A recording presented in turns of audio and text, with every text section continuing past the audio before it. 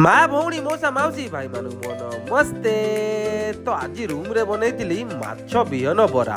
तो आज थिला मोर अप मार्केट जाइतिली माछ अणिया को आ मते माछ भितरे मिलला बिहन।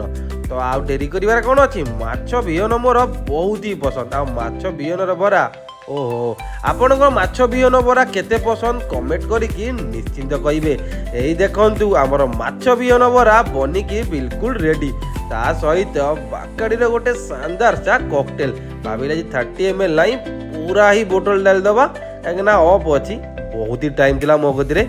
आ एई देखंतु हमर बाकाडीर कॉकटेल सहित माछ बिहनर बरा बनिकी बिल्कुल रेडी।